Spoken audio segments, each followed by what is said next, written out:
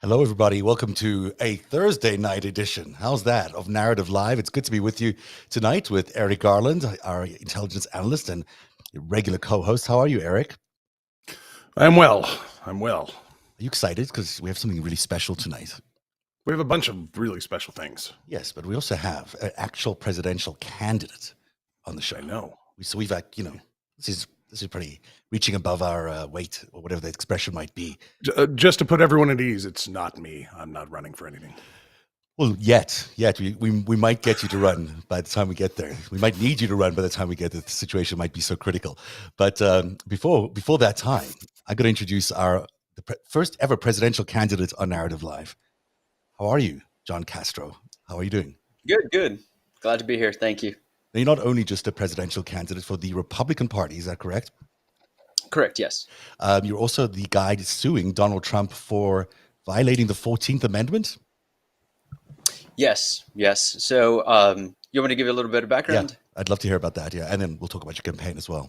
Yeah, absolutely. So I was one of the first ones. So I have two law degrees, one of which is from Georgetown University Law Center in Washington, D.C., also an alum of Harvard Business School. And yeah, I mean, I was originally part of the Never Trump camp in the Republican Party, all the way going back to 2016.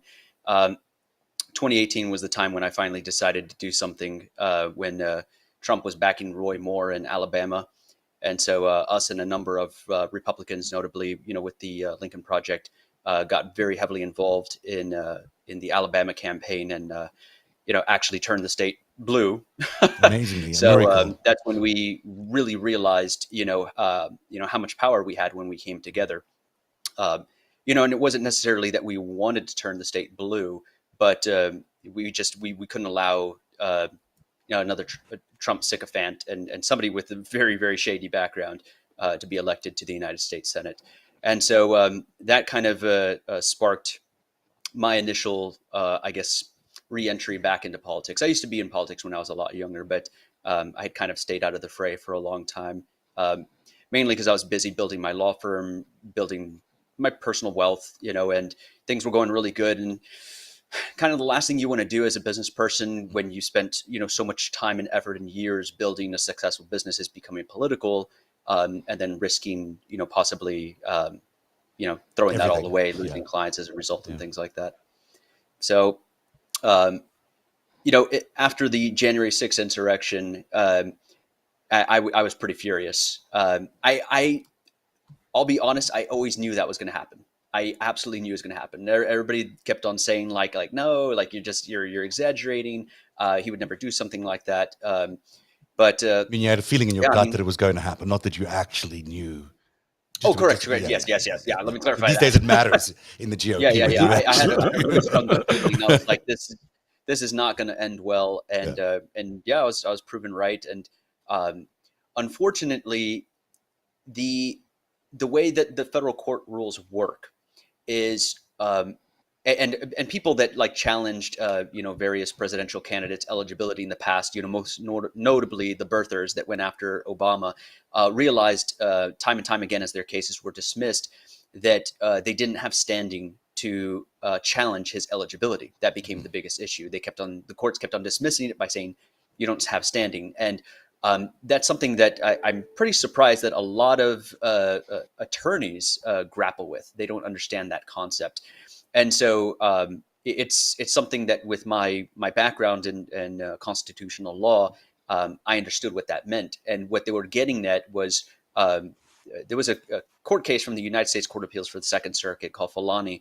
And that case articulated it that it has to be a fellow primary presidential candidate that brings the challenge. It can't even be a general candidate. So it can't be, the Democratic nominee, because once the parties have selected their nominee, the courts will say that it's now what's called a political question. Right. A political question basically means that it's too politically sensitive for us to get involved now. The party's already nominated this person. And so they will allow it to go to the election. So basically the challenge has to happen early. And so that's why we're gearing up. And pretty much the first primary is going to be in New Hampshire. And the filing to become a candidate opens in early November of 2023. So pretty much about So you're becoming a about candidate just because you want to challenge this ruling, or you're becoming a candidate because you want to be president? a little bit of the former. Okay. more so of the former. I mean, I was liking your And I'm policies. gonna I got be- to say, I enjoyed just some of Yeah, your. yeah. I mean, You're in good. I You got did. some good stuff I there. ran a very serious campaign for Congress. Yeah. Here in North Texas. Yeah. It was a very policy focused. I have my policy positions. They're very well articulated. Um, I think as my company has grown, which I think I mentioned this via email, like we recently just got a valuation of 180 million. So it's getting more and more tempting for me to stay out of politics, just because financially things are going really Yeah. well. And so, but I want to use the revenue that's generated from my company, that's from this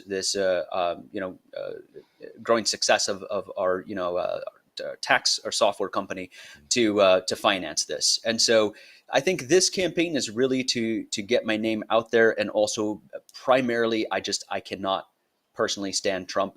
As long as I'm alive, I'm going to Well, I'll make sure agree I with do you on everything in my that. power I'll to support you on prevent him that. That's from for sure. getting White House. Tell me, Yeah. just briefly, what is the 14th Amendment for people who are not paying attention, who weren't paying Big attention one. in school? So 14th Amendment was post Civil War. Section 1, of course, frees the slaves and creates equal opportunity. And then when it gets to Section 3, that's the part that this is all coming down to. And it basically says that going forward into the future, anybody that took part in any sort of rebellion or insurrection against the United States of America is ineligible to hold office, which makes perfect sense, right? You attack our republic, then you can't represent our republic, right? Because you wanted to destroy it. Yep. So, logically, you shouldn't be allowed to represent something that you want to destroy. Yeah. And so, they thought, hey, that makes perfect sense, right? We don't want to destroy ourselves from within. And so that's exactly, though, what happened, on January 6th. And after January 6th. And it's continuing to this day. They're still laying the foundation to, American coup 2.0. They're going to give it a second shot. I know that. And everybody that's paying close attention can see that they're still laying the groundwork for that. That's why they're obsessing over all the Secretary of State positions. So, they want to make sure that they can, because secretaries of state actually hold a lot of power when it comes to determining eligibility. Yeah. John, for it's great you're example- here. Oh, sorry, I don't mean to interrupt you.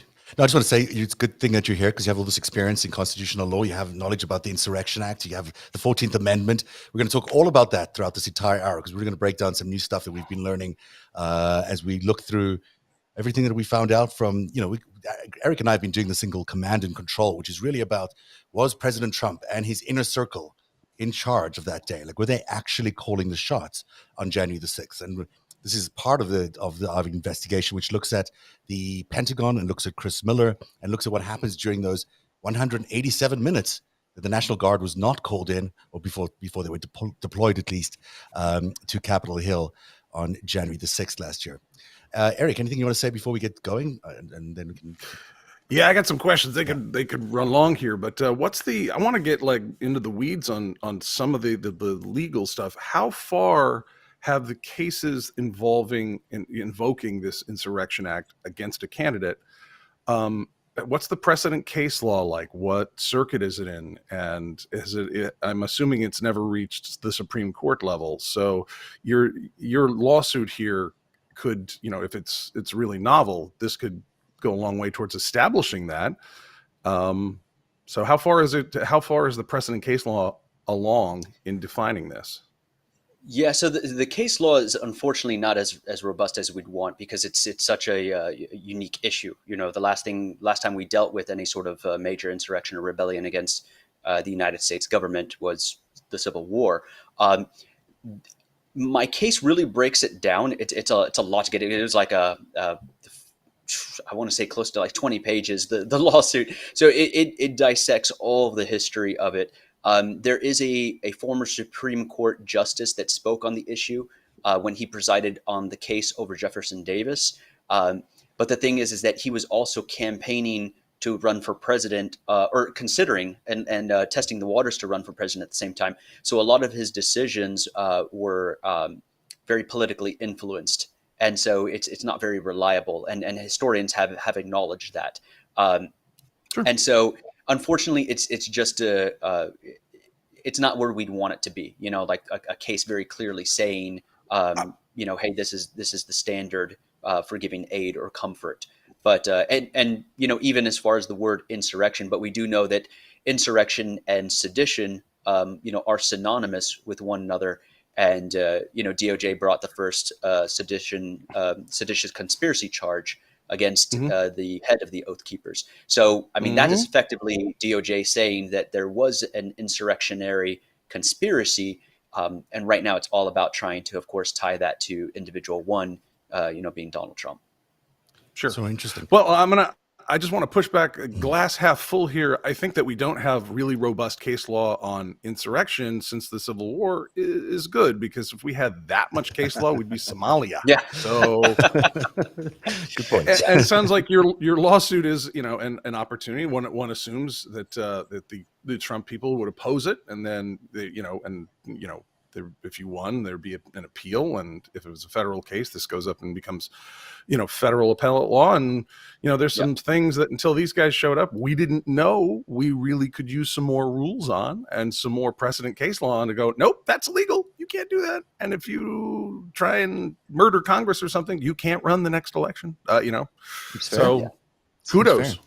Hey, what about people like Hawley or Ted Cruz, who might have been, rooting along for the insurrection, but weren't the actual beneficiaries of an insurrection? Could they get tied up in this if they're running for the presidency? Absolutely. And I mean, this goes into the definition of aid or comfort. Is how liberal is the Supreme Court going to be with regard to that? It is a very important right, to be able to run for president. But they're going to have to weigh that against, again, what constitutes aid or comfort. The thing is that on the aid or comfort clause, that does have a little bit of precedent in case law, and the courts have been very liberal with that. So even as going as far as giving words of affirmation would be considered aid or comfort. The federal courts have held to that. And so, Trump coming on TV saying, you're very special, right after the insurrection, when he saw on live television what was happening, and still, sort of giving them that, you're a special person and I love you.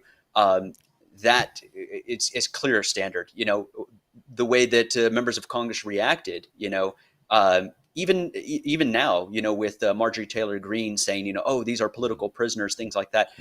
These are all, words of encouragement, words effectively ratifying their conduct and behavior.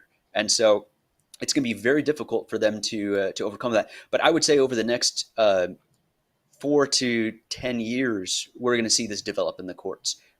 Because right now, the reason Republicans are obsessed with reclaiming the House is so they can shut down the January 6th committee, right? Because they think that if they shut it down now, that's it. There's no statute of limitations on this. Right. So as soon as Democrats retake the House again and retake the Senate, at any time they can, basically bring these commissions back, bring these investigations back, and further use their subpoena power to dig more. So they can also not ratify the next elections, right? I mean, they could do the same thing they tried to do last year and just not ratify the count, whatever it was. Exactly. Yeah. Let's get going, because we're going to, this is a great conversation. We're going to keep having little bits of this as we continue throughout the day. But there is so much good stuff here that let's get into it, and then you'll be able to comment about some of the stuff we've been finding out as well. Up until now, just to catch you up a little bit here, we have reviewed in the last few weeks 3 different things. Well, ideally, we started off with Ginny Thomas's text, which we looked at, what is the role that she played in terms of supporting or encouraging the insurrection. These were texts she did to Mark Meadows. We also looked at the missing call logs of Donald Trump. There's 7.5 hours of missing data from the presidential call logs that no one really knows what happened to the data. No one really knows if he made calls from other places in the White House. We believe he might have been maybe in the bunker of the White House.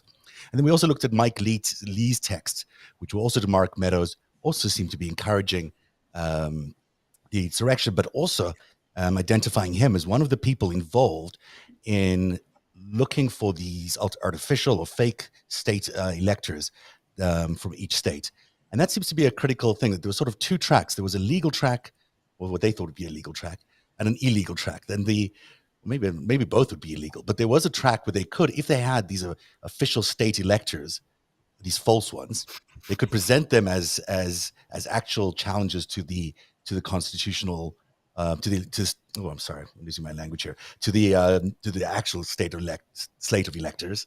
And therefore, the vice president could have chosen to suspend that vote on that day, and that would have been what they were trying to achieve, then go into martial law and what have you. The other track was to just have the vice president do it without these slate of electors, because he had power anyhow, according to Donald Trump at least. Do either of those actually true? Are both tracks legal tracks? Are you asking me? Yeah, you're the only lawyer. Okay, you're the one with the law degree. Yeah. So I wouldn't say legal. They're theoretical. Yes. And is it a possible construction and interpretation of the statute? Mm-hmm. Being objective and being an attorney, the answer to that is yes. It is a possible reading and construction of the statute. Is it plausible, though? The answer is no. And there's a difference between possible and plausible. Mm-hmm. Possible means there's some reasonable chance, maybe 5 to 10%, but when the overwhelming, legislative history and prevailing legal authorities suggest otherwise, that's where, when it's something as sensitive as a national election, any reasonably prudent attorney would not support taking a legal position like that for a matter of national sensitivity and importance such as this. This is both about getting an alternative slate of electors, but also the vice president having some sort of role. Both of those things are plausible, but not legal. Oh, sorry, legal, but not plausible. Correct. Yeah, legally possible, but definitely not plausible. And given again the weight of importance, I do support the recommendation from a lot of state bars that these, and the American Bar Association, that these attorneys be disbarred and reprimanded for having advocated such a just a reckless legal position, again, for something of national importance. And the reason that I walk a thin line on this is because law firms like mine, and we're actually designing a tax software where we take unique and novel legal positions, interpretations of the law, right? So mm-hmm. I'm used to reading the law and interpreting it in new ways that nobody has ever tried before. Right. And so I always commend attorneys for having the courage to do that. Mm-hmm. But see, that's you're talking about small issues, maybe $50,000 to $150,000 dispute between a taxpayer and the Internal Revenue Service, right? Mm-hmm. Not mm-hmm. huge national importance like an election that's already gone 5 million votes in favor of the other person, and you're clearly trying to overturn the will of the people, and that is, to me, where you can't engage in that type of behavior. For me, that's reckless. That's a really nuanced view, and I've read the many of the pleadings from the Central District of California, which handled, because that's the location where Chapman University was, where John Eastman was teaching, so they got jurisdiction. And there were some pretty good arguments between the Eastman and the January 6th committee and the court. And when you say yes, this is possible, we're not going to say it's impossible, but come on, get the hell out of here. The judge actually is funny. The judge actually, found in favor on a bunch of points for privilege. They pretty generous to Eastman until it got to the crime fraud exception, and they're like, but now you guys are crooks. So now, it's like, could this have been for an upcoming litigation? Sure. I mean, Trump's got a lot of attorneys, but maybe this is another one. I'm not going to say it's not, which might be a precedent you don't want to establish in that circuit. That makes sense. Was there work product? Well, I guess if there could have been a lawsuit, then this could have been work product, and give them that, and then gave them, there's other law professors who do cases, and you Chapman University emails. I'll give you that. Also, you were overthrowing the government, so fuck you. Exactly. That little detail. And right? I think those things are important because you don't want, look, I mean, this should be a visceral, emotional thing for anybody paying attention to it, which is these guys tried to overthrow democracy. Yeah. But courts have a real responsibility, especially when they're establishing precedent on something novel. Somebody's taken that courageous step that you're talking about, and which attorneys generally don't like, mediocre attorneys don't like. The crazy and the brilliant will do it. And the court needs to accept both. Okay, what do we got here? All right, yes, nope, but not just throw it out and get out of my courtroom and no, I'm banging all this. No, this these are nuanced things, and I think it sounds like your lawsuit's going to help establish a higher level of jurisprudence around something that needs some more security. So that's really commendable.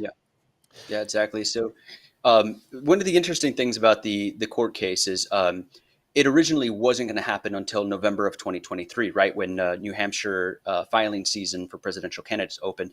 I would have to file, and then of course I'd be there day one waiting for the door to open. But then, of course, we'd have to wait for Trump to file. And then at that point, we're both candidates, and I can officially bring a lawsuit against him in state court. His attorneys would most likely move it to federal court.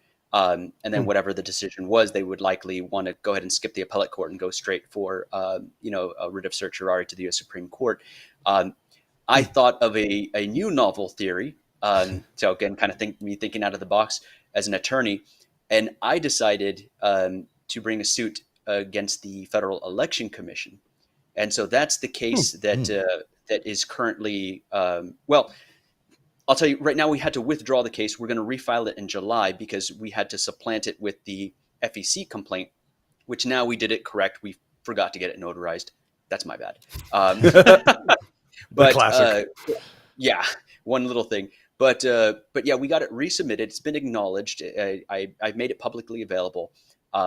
But it effectively incorporates the entire lawsuit, all the legal analysis. But what we're effectively telling the FEC is that if you accept Donald Trump's FEC Form 2 statement of candidacy, you're effectively acknowledging the legitimacy of his candidacy, and that contravenes Section 3 of the 14th Amendment. Now, it's a new theory.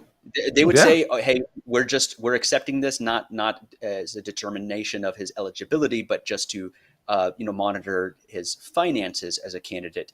But so it's a new legal theory. But that one, I honestly give it about 50-50 because they have a good argument that they're not the arbiters of eligibility. They're only to oversee the finances. But what it does is it's a shot across the bow of the Trump campaign and letting them know we're here. We're coming after you. It's stunning that we're having this conversation. I can't believe we're actually having this conversation about whether Trump is going to be able to run again. Never mind that you have to sue him to get him off the ballot. But there you go. That is where we are in America today. I want to go back to, I think it was in September of 2020 that Donald Trump first used the Insurrection Act. It was right after those BLM protests were taking place. And he was speaking to Judge Pirro, if she's really a judge, on Fox News. Let's take a listen to that clip, and then we'll come back and discuss whether that has any legal bearing on any of this. They say that they're going to threaten riots if they lose on election night, assuming we get a winner on election night. What are you going to do? We'll put them down very quickly if they do that. We have the right to do that. We have the power to do that if we want. Look, it's called insurrection. We just send in and we do it very easy. I mean, it's very easy. I'd rather not do that because there's no reason for it. But if we had to, we'd do that and put it down within minutes. Minneapolis, they were having problems. We sent in the National Guard within a half an hour. That was the end of the problem. It all went away. Kenosha. You look at Kenosha. Look at the problems they had. In fact, the sheriffs there, the police chief, they're all on my side 100%. Law enforcement all over the country is on my side. They say that they're going to... Isn't he special? Sorry about this wrong graphic here. So first time I heard the Insurrection Act coming out of the Trump circles was a little before that, when Roger Stone was talking to Alex Jones, sort of towards the end of September. But then this clip came up of Pirro and Trump also talking about the Insurrection Act. does that form some sort of premeditation? Does that sort of indicate that this was maybe where they started planning? I mean, he's not talking specifically about the insurrection that happened on January the 6th, but it's close. I mean, what caught my attention the most was how he said they had the National Guard in there within 30 minutes. Mm-hmm. Oh yeah, that to me was the most telling, because within 30 minutes he was able to get the National Guard activated and they were boots on the ground. And yet that's not what we saw on January 6th. We saw, intentional heel dragging. And I think it wasn't until it was being reported back to the White House that it wasn't really going anywhere and it wasn't going kind of as planned, that they went ahead and said, oh shit, we need to call this off, and let's go ahead and put the National Guard in now. But I think it's only on when they saw that their plan wasn't going as planned that they decided to start kind of backpedaling. That's correct. It took 187 minutes for the first call, the first order to get. There were various orders to send the National Guard in. The first request came at 3:00 when Mayor Bowser called in and said she'd like the National Guard sent in. But it took until 4:35 until Miller actually gave the order. And then it took another 36 minutes to 5:08 before he actually gave them the order to deploy. I don't know what the different standings of all these different orders are, but it certainly is an indication to me that there's a long period of time. It's a lot longer than you'd expect the Capitol to be defended by the National Guard in an event like of this scale when you know there's an emergency going on. Exactly. Hold on. There's another detail in there, which is the National Guard has the right to deploy without specific authorization if there was an immediate threat to life or property. They changed that just the week before. They changed it a few days before. Right. It's just kind of telling. And in fact, they didn't just change that; they changed the entire instructions. We'll go through it in a bit, of everything the National Guard could even be wearing that day in terms of protective gear or anything that looked threatening, or you name it. They were on that. So again, do all those things matter? Does that look like premeditation? Oh, absolutely. Yeah. I mean, they were laying the foundation for this coup. The best that you can expect Mark Meadows and Trump and all of them to lay it, but. And again, I think others in the judiciary and others in the legislative branches didn't start jumping in until it started looking like it might succeed. Then, of course, when it all fell apart, everybody started backpedaling and pretending that they had no knowledge and they had no idea, and all of a sudden everyone has amnesia and has no recollection. So, but they're very good at their do not recalls. They were definitely planning it. Yeah. Mm-hmm. Stuart Rhodes, who's the head of the insurrectionist Oath Keepers, really, I think he's been indicted in the seditious conspiracy indictment, at least in one of them. He was on December the 12th. Is another time we heard him start talking about an insurrection publicly, and I want to play you this clip because I think it is very telling the way he is positioning this. This is December the 12th. To go seize all the files, all the databases, and he's to free Julian Assange and put him in charge of doing a data dump to display to all of you all the skeletons out of the closet into the streets. Wait. Show the world who the traitors are, and then use the Insurrection Act to drop the hammer on them. Did he? Hold on. He wanted to free Assange too? So Assange could help them identify who they needed to drop the hammer on, Man, he's busy in that Ecuadorian. He wasn't even in the Ecuadorian embassy. He's he's in jail in the UK. He was in under at that point under custody of not in custody. It was in what's the word? Sorry, I'm losing my language today. But he was in the Ecuadorian embassy in London and hiding. No, not on the 21st. Like, he'd been taken out of there, and I think he's just in a holding. Oh, now he's just recently. I think they just finally agreed that he should be, moved here for courts for trial. So it's going to happen. Hold on that, because I'll get too excited. No, when I saw it, it was like, it's down to Priti Patel, the Home Secretary. Now it's like, now they've gotten through the gate to the other charge it'll be extradited unless the other judge. It's a whole. You get okay. So we got cool your jets on that, but that the guy's a front for Russian intelligence. It looks like, and so in addition to Insurrection Act, I was not expecting a free Assange moment No, I was not expecting Stuart Rhodes. Didn't realize he'd be recording- part of this. He's Yeah. like, does he have internet access? And like, what's he been up to? You know, has he got At internet that point, access in fighting for jail his in the life, UK? yeah. That's kind of messed up. Yeah. Just Yeah, curious. But apparently, yes, Mr. Rhodes wants him released to help figure out who the traitors are. So that's another damning little bit of evidence. It doesn't directly lead us to Trump's inner circle or to Trump directly, but Stuart Rhodes is pretty high up there, and also, by the way, connected to the Rands, and so meaning Paul Rand in the. Sorry, I'm not Paul Rand. Rand Paul Rand and Paul. Ron Paul. I'm going to go back to sleep, I think, tonight. I don't know what's going on with my brain, but but he's associated with that whole Rand Paul dynasty, if you like, and worked for Ron Paul. So they might, in fact, lead up to one of to at least Rand Paul being another person who seems to have been potentially involved in supporting an insurrection. Oh yeah. Yeah, nothing to look at. All right.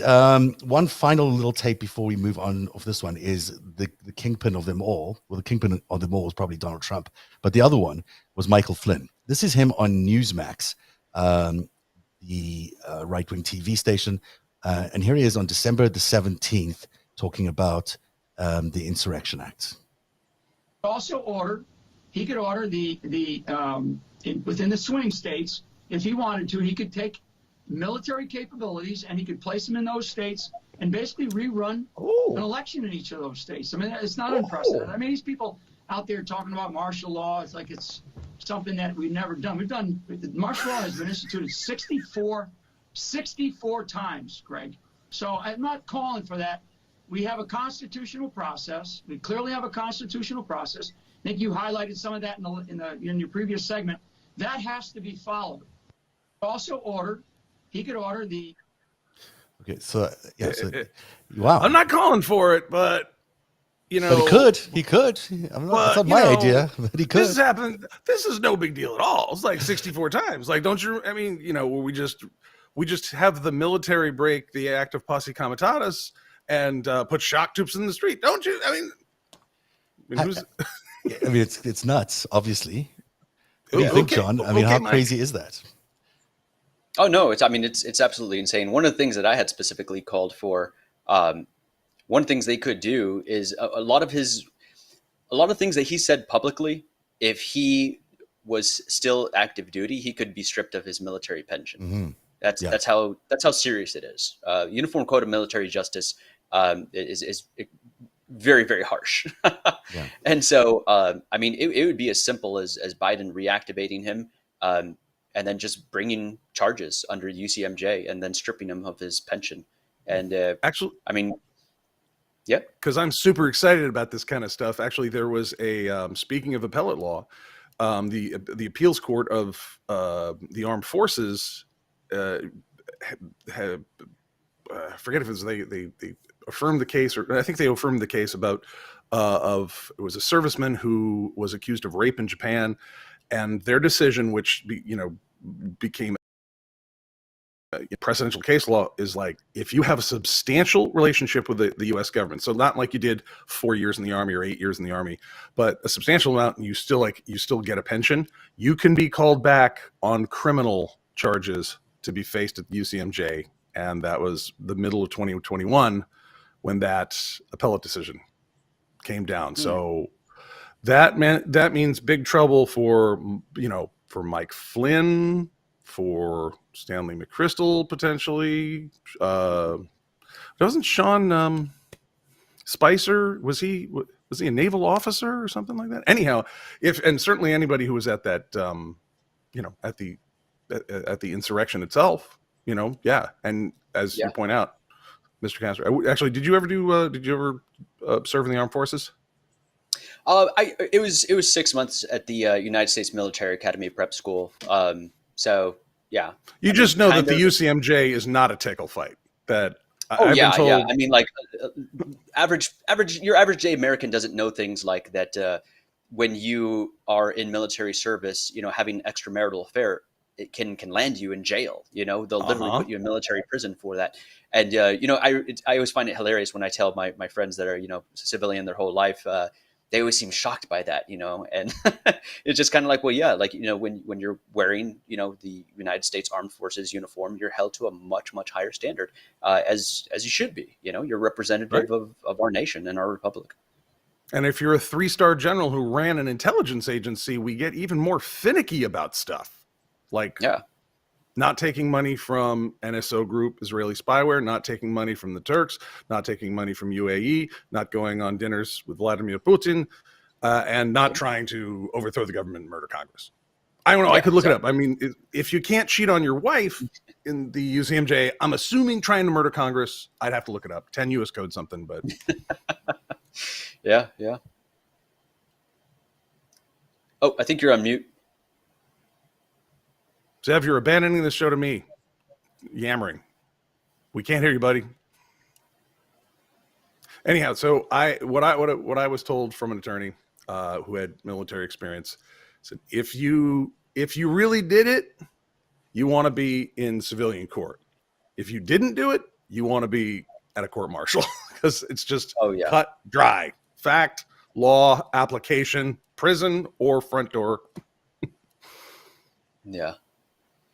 Looks like your audio is still up. Oh, there we go.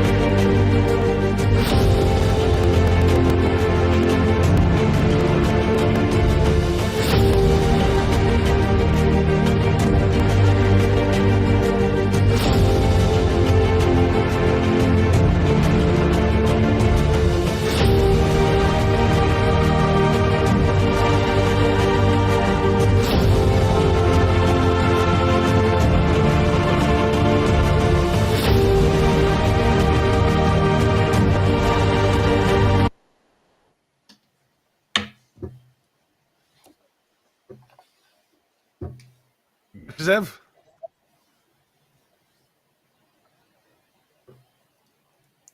Hey, Zev, your audio seems to be off.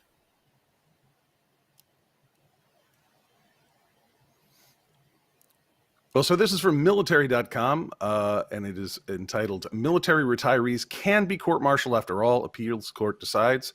I take it back, it was earlier than that. It was January 29th, 2020. In the latest turn of a dramatic and winding court saga, a naval appeals court has released a split decision finding that a Navy retiree was properly court-martialed and convicted for a crime committed after he had left active duty. The en banc decision was published January 24th by the Navy Marine Corps Court of Criminal Appeals, with 4 judges agreeing with the final decision and 3 others dissenting. The matters concern retired Chief Petty Officer Stephen Begani, who pleaded guilty to attempted sexual assault and attempted sexual abuse of a child in December 2017 after corresponding and making plans with a naval criminal an NCIS undercover agent pretending to be a 15-year-old girl. Begani had already transferred to inactive status in the Fleet Reserve following 24 years on active duty at the time of the crime, and appealed his conviction on the grounds that it was unconstitutional to court-martial active duty retirees like him when retired reservists were not subject to court-martial. In an August 9th, 2019 decision described as a bombshell, the NMCCA agreed with Begani, overturning his sentence of 18 months confining and a bad conduct charge. The victory, however, would be short-lived. In October, the appeals court withdrew its opinion, setting up conditions for reconsideration and an overturn, which came 4 months later. So it's, I forget the, I forget the steps that it took, and maybe you can answer this question. Does the appeals court of the armed services, is there a Supreme Court of the armed services, or does that go to the regular Supreme Court to affirm that kind of a thing? I believe that would go to the regular Supreme Court, which it has in the past. So yeah, it would definitely go to the U.S. Supreme Court. I'm just going to check if my mic. Can you guys hear me? You're back. Oh no, you're back. There you go. I'm so excited. I don't know what happened. My board just froze up in the middle of there. It happened second time in 2 shows that has happened. So obviously I have to get that looked at, but I'm glad I'm back. Thank you for bearing with that. So I don't know if I'm interrupting you in the middle of a thought there, Eric. Am I, or can I jump in? We were about to go. I was about to ask whether there could be two, you could get a writ of certiorari for having two districts, but is there another district similar to the appeals court of the armed services? In other words, I think we probably were going to lose the audience. Okay, with the next question I had, but I I'll was just going to continue doing about some of this other stuff that I was trying to lay out this timeline. So let me jump back in here. It's a good place to start.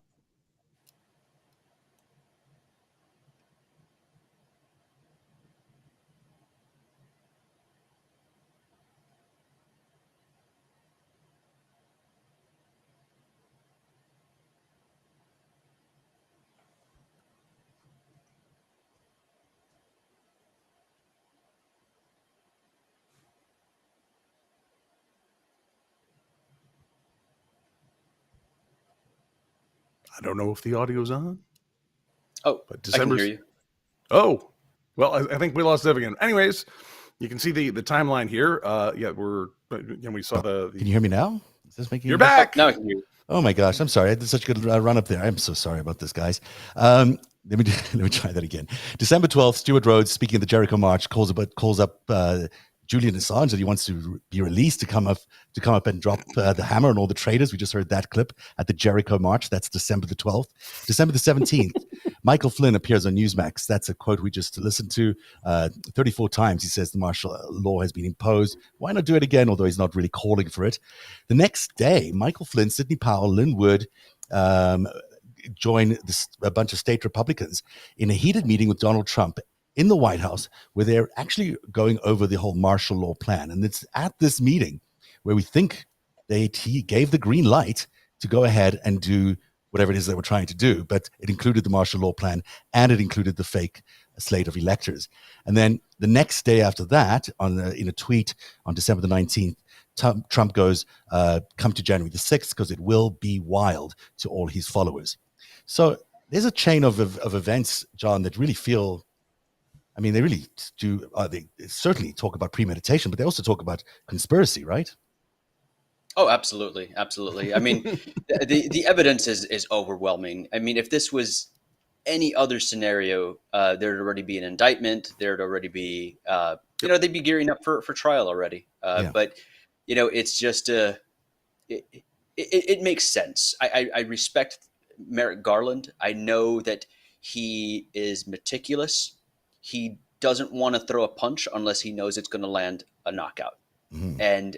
And I get that. But at the same time, you can't get so paralyzed with wanting to be so precise that you never take the swing. You know what I mean? And so I think that's the part. There has to be a point where, you bring that charge against, a person that's perceived as politically untouchable, and just the weight and impact of bringing formal charges against a former president would be enough to scare other people to start flipping. Mm-hmm. But I think they're trying to get others to flip around him first, but you can't. They're all going to assert executive privilege, and they all get their confidence and their willingness to throw the finger to the DOJ from Trump. So if Trump says, "Hey, I got your back. Don't worry about this.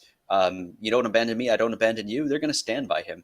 And I think that's the part that Merrick Garland it's not calculating in his brain, right. Is that they're not going to flip. You need to bring charges directly against Trump, and that'll get everybody around him to start flipping.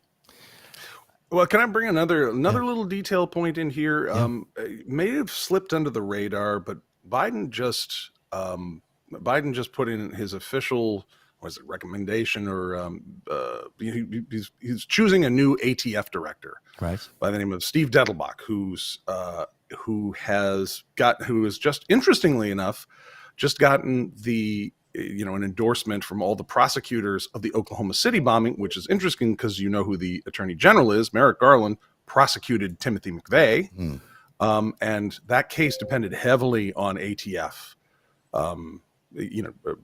ATF evidence, and this ATF is the principal agency behind investigating domestic terrorism, and there's been a lot of groups, a lot of cells that have had to be infiltrated, and a lot of that happened after January 6th, where these people were emboldened They had just committed some of these acts that would get them in hot, that proved that they were certainly amenable to this, even if they hadn't brought guns or hadn't used them that day. A lot of them met up at the January 6th event in Washington, D.C., and then went off with a bunch of FBI agents undercover and other confidential human sources reporting directly to the FBI to start planning their next set of attacks. And I think it's one of the reasons that Merrick Garland has not thrown the full knockout punches. You're not just taking out Trump. I mean, and you could say you got the lower tier guys and you've got the mob boss. You could run this like a RICO prosecution, but this one's a little different because you've had the NRA and other groups who have been stoking this Second Amendment solutions. If we don't like what's going to go on, we're going to shoot our way out. And there's been a lot of cells that have been, the terrorist cells a la Al-Qaeda that have been established in the United States. And it's funny, the Republicans have been vehemently opposed to Biden putting in a director at the ATF. How about that? Oh, yes, this whole time. And then I think yesterday, they appointed a new, I think it's the U.S. Attorney for Arizona.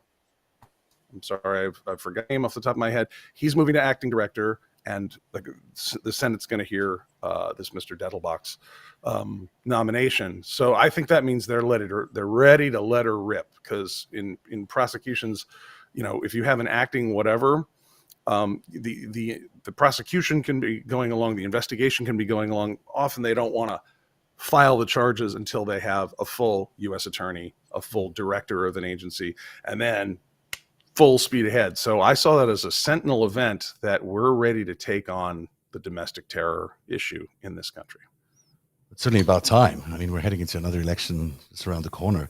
I want to take a look quickly at this other date, November 9th. There's a series of changes that happened within the Pentagon, within the Department of Defense, leading up to the insurrection, which some people say is also significant. There was, the leadership of the Department of Defense was sort of replaced with all these guys, people you've probably never heard of, or maybe you've heard of a couple of them, but, Kash Patel being one that you've probably heard of, but General Tata, Douglas McGregor, Michael Ellis, and Ezra Cohen Watnick. These are all people who are, fringe, I would say, in the traditional DoD universe, but also people with some sort of foreign alignment in most cases. And just heading into the end of his term, Donald Trump decides to get rid of all the existing leadership at the DoD and replace it with these people. Now, I know that is a significant event for you, Eric. You've been talking a lot about that. But then on top of that came this other event on November the 9th, when suddenly the leadership of the Department, the Secretary of Defense, was replaced from Esper to Miller, which at that point was a signal to a lot of people that something strange was about to happen. You don't do that right after the elections just because. You do it right after the elections because you're wanting to do something in the remaining month of your term. So, Eric, what are your thoughts on this? I know you've spoken a lot about this before, but when you look at this chain of events and this wholesale changeover at the Pentagon, what does that mean to you? Well, it was probably clear that, Mr. Esper was like, nope. He caught wind of what he's heard some conversations like, thank you, I'll just go to regular jail over what's happened here. I'm not going to be buried under the prison with you lot. And remember, even William Barr didn't make it all the way through that. Like, nope. And they went after Jeffrey Rosen. He's like, at the DOJ. He's like, no, thank you. And they were like, even the people they thought were going to say yes said no. So they were down to the second tier. Yeah. I mean, it's funny when you read some of the descriptions of the conversations, like with Pat Cipollone, who's White House counsel and Pence's White House counsel. These are not people who would seem very heroic to the average liberal. You know what I mean?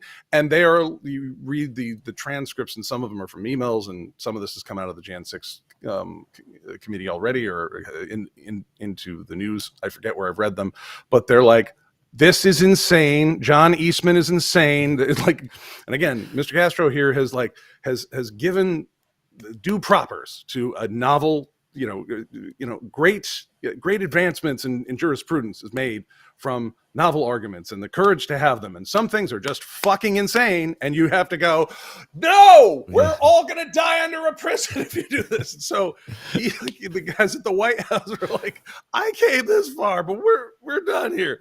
And so I'd say offhand, Esper, either, he's like, no, you're not doing this. So, okay, fine. We're going to get somebody who we have on camera with goats or something. We're going to get him, and he will do this. That timeline, the December 17th, 18th, 19th. Hey, do you know when Charles Flynn got an extra star so he could move to a different office? December 20th. December 20th. Did you know that? I remember that. And he was confirmed by a voice vote in the Senate. Isn't that interesting timing, guys? Yeah, they're so quick to confirm some people and others not so quick, which is so interesting. Mike Flynn's brother needs an extra star right now so he can be in a certain place in that office. It certainly appears that way. That's what it looks like to me. John, what do you think of all these different moves around the Pentagon in the weeks leading up to the 6th? It reminds me a lot of everything that happened before November 22nd, 1963. Too many coincidences. It's too many. It's clear at this point that they're laying the foundation. They want to make sure that everything goes as planned. Thank God it didn't work. And thank God they were able to get members of Congress off the floor, because I think, January 6th would have been an entirely different day. It could have been a weird hostage situation. Who knows what had happened to Mike Pence if they drove him away in the limousine? Probably would have never heard from him again. Mm-hmm. There's a lot of things that could have gone south real fast. But there is a difference between just having an insurrection or rebellion against the government and having one from within the Pentagon, within the Department of Defense. I mean, that's a whole different level of trying to take over the government. Oh, yeah. I mean, right now, I can tell you that right now they're trying to make it seem like, this was just a bunch of half-wits, right? It's Trump, it's Meadows, it's a few people who thought they could try to pull this off on their own, and they're trying to make it seem like they did all this. It was totally on their own, the lone nut theory, except it's just a group of nuts. I don't buy that. There were people complicit in the federal judiciary, up into and including, I think, the Supreme Court. And, time will tell as far as, the level of everyone's involvement and the punishments that they should face. I mean, we've never had anything approaching a coup from the inside in the United States. I mean, this is quite a aggressive move. I mean, something that we've never even contemplated that something like this would happen. I mean, that's thoroughly illegal, thoroughly treasonous, you would think. I've got a statute that comes from the Uniform Code of Military Justice. This is 10 U.S. Code Chapter 894, mutiny or sedition. Mm-hmm. Any person subject to this chapter who, one, with intent to usurp or override lawful military authority, refuses in concert with another person, blah, blah, blah. With the intent, two, is with the intent to cause the overthrow or destruction of lawful civil authority, creates in concert with any other person, revolt, violence, or other disturbance that is against authority, is guilty of sedition. 3, fails to do his utmost to prevent and suppress a mutiny or sedition being committed in his presence, or fails to take all reasonable means to inform his superior commissioned officer or commanding officer of a mutiny or sedition which he knows or has reason to believe is taking place, is guilty of a failure to suppress or report a mutiny or sedition. B, a person who is found guilty of attempted mutiny, sedition, or failure to suppress or report a mutiny or sedition shall be punished by death. Yeah. It's very telling. So when you look at that timeline, then on the 3rd, let's just pull this up again on the 6th. Sorry, at 3:00, Mayor Bowser is asking for additional resources. At 3:04, Miller gives the orders to begin planning the National Guard coming in, but then it's really only until 4:32 that he finally gives the order to deploy. I'll explain those 90 minutes in just a second. But between then, 3:19, Miller was told by Pelosi and Schumer that they needed the National Guard in, or at least was heard that request had come in. At 4:08, he'd heard from Pence directly saying he needed to clear the Capitol. Only at 4:17 did Trump release his go home video. And then at 4:30, is when the actual order to deploy was given, he says, and then it was still 36 minutes until the actual order was deployed. So there was a series of different orders, but I guess he didn't actually send them in until 5:08. All of this played out in Congress when Miller testified, and here's a clip of some of what went on that day. I had a meeting with President Trump on the 3rd of January concerning some international threats. And at the very end, he asked if there were any requests for National Guard support, and I informed him of Mayor Bowser's request. Mr. Miller, to clarify that point, did you tell the president about the mayor's request, or did President Trump ask if there were requests? He asked if there were requests. What was the president's response to you with regard to the request made by Mayor Bowser? Fill it and do whatever was necessary to protect the demonstrators and that were executing their constitutionally protected rights. Boy, that doesn't sound like the kind of order you'd want from the president of the United States in the middle of an insurrection. So he gets caught up in that a little bit. John, any thoughts on that? I mean, yeah. I mean, it's at that point, you're trying to order the military to assist in the insurrection that's not going as you had hoped. And he obviously didn't even follow those orders. Yeah, I mean, it's kind of crazy. Yeah. I mean, again, it's. I think to a certain extent, some people were manipulated. But yeah, again, to suggest that nobody at DOD was complicit in the planning and execution of this. I think is a ridiculous assertion. There was definitely some, there were some complicit actors in DOD for sure. So to Eric's point earlier on, who does all this? Who did you? So go ahead, Eric. I'll jump in afterwards. Oh, I was just going to say, well, so if you got, the way that statute reads, which applies to anybody who's who's actively in the service or was actively in the service and still has a substantial relationship. What the precedent case law says is that mutiny statute applies to you. And it's not just overthrowing the military order, but the civilian order. So not only are the people who were behind this, who served in uniform or had that substantial relationship, right? Not only those people who are directly behind this possibly guilty of mutiny, which is punishable by death, but also the statute reads pretty clearly, if you saw something and you didn't say something and you didn't cover your ass with a memo and you didn't run this up the flagpole and you didn't tell someone to try and stop the unlawful overthrow of civilian authority, the Uniform Code of Military Justice isn't very forgiving. What with that will kill you penalty that they have. So there's some people that, man, I'm glad that's not what I was up to on January 6th, 2021. Damn. Yeah. Is anything going to be done on these guys? I mean, basically, if all we get is the commission from Congress, we're not going to get to see any other trials. Is anything going to get done here? Like, are these people who are overthrowing the government inside the Pentagon are not going to get to face any justice, and neither are these plotters in the GOP? I think we're going to be seeing this for the next 4 to 8, possibly even 10 years. I think it's going to take a lot of time for it to come out. Mm-hmm. They also want, emotions to settle on it. Mm-hmm. But I also know, that the government cares a lot about, public perception, mm-hmm. and so they want to try to maintain the narrative that this was just a few bad actors, Trump and his inner circle, and let's try to hold them accountable. But I think they're really afraid of bringing charges against some of the head people because, it starts connecting dots and showing that, there are other people that are complicit in this. So I think there's enough people implicated that as sad as it is, I don't think they're going to be held accountable criminally. If you play your cards right, there'll be so many people implicated by the time we get to the elections, you might actually land up being the nominee. That's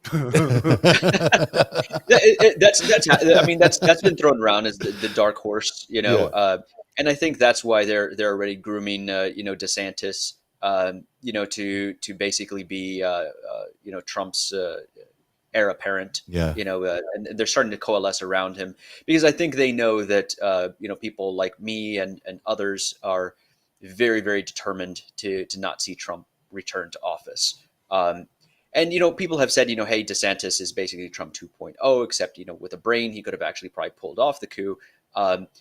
And I'm not too concerned with his policies and with his politics. He showed a little bit of heavy-handedness with the way that he approached some of the data scientists with regard to COVID and, raiding that woman's home and all. But we've yet to see whether he would do something like this insane, as far as trying to overthrow, a democratic election. But my main goal is making sure. It's been an hour challenging you on that, but I'm not going to right now because we're running out of time. But my main goal is stopping Trump. If during the course of that process people love my policies and they would love to see me run again, either for president again or for a Senate position or whatever it may be, I'd be open to that in the future. But for now, my candidacy has one very clearly stated goal, and that's to ensure that Trump does not ever step foot into the White House again. That's a goal we can all agree on, I think. Is there any way that they can support you still? I mean, what should people do to get support your campaign? Well, I'm running an entirely self-financed campaign. So I have had a lot of people reach out, wanting to contribute, and I've said no. Please support, the midterm elections. That's where the money's needed right now. I'm doing well. My company's growing. I can self-finance this. And I'm probably going to put in about 25 to 50 million of my own money. Wow. And New Hampshire is going to be a very serious campaign. I'm actually buying real estate out there next summer, and it's going to serve as vacation home / campaign headquarters. and I'm going to pump a lot of money into New Hampshire. I want to see how I can actually perform. But I do know right now it is the party of Trump. It is going to be difficult, but this can set my national brand. And kind of like Nixon, he ran a very unsuccessful campaign. When was it, in 1960? And then came back in 68 to win.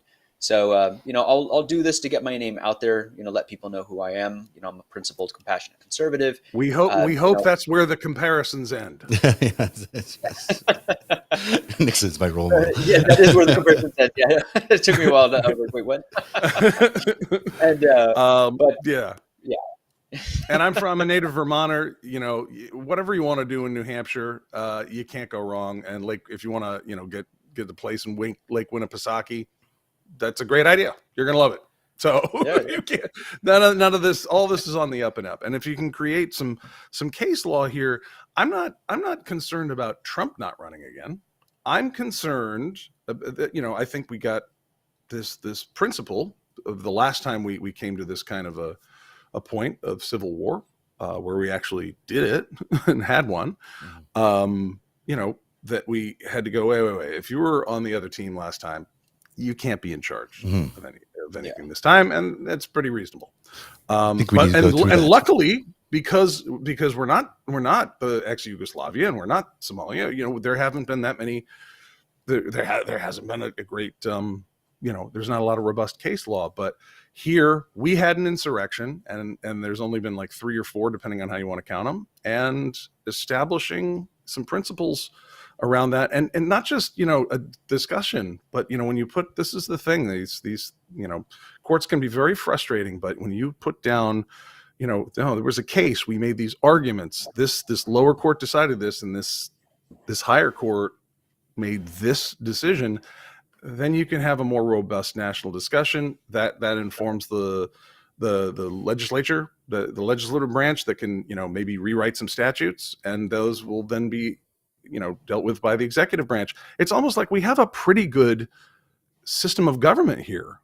So, which is why I really oppose murdering Congress and installing a dictator. I'm going to end it there. John, tell us a little bit about where people can find you online. Yeah, so it's johncastro.com. And then from there, you'll be able to find all my social media handles. I'm very active on Twitter. You are. It's a good feed.